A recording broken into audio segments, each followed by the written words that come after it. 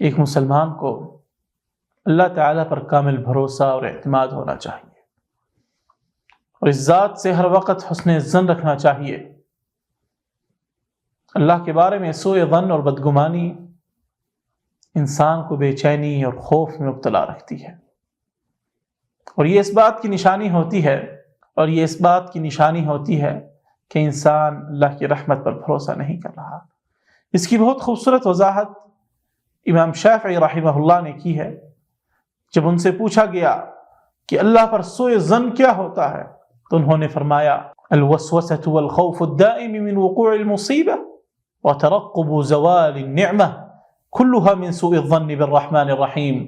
وسوسہ، مستقل خوف کہ کوئی مصیبت آئی ہی آئے گی، اور ہمیشہ یہ اندیشہ کہ نعمت چھن جائے گی، یہ سب رحمان و رحیم اللہ کے بارے میں بدگمانی ہے۔ یہ قول اس حقیقت کو بیان کرتا ہے کہ اللہ کی ذات پر مکمل اعتماد اور بھروسہ ہونا چاہیے۔ مستقل خوف و وسوسہ اور ہر وقت مشکلات کے آنے کا اندیشہ اس بات کی دلیل ہے کہ انسان اللہ کی بے پناہ رحمت اور مہربانی کو بھول رہا ہے۔ نبی کریم صلی اللہ علیہ وسلم نے بھی اللہ پر حسن ظن رکھنے کی تلقین کی ہے۔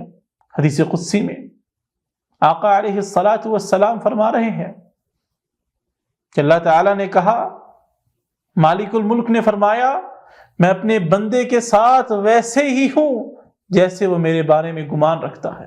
اس حدیث سے معلوم ہوتا ہے کہ اللہ سے ہمیشہ خیر کی امید رکھنی چاہیے، کیونکہ جو انسان اللہ پر بھروسہ کرتا ہے اللہ اسے کوئی مایوس نہیں کرتا۔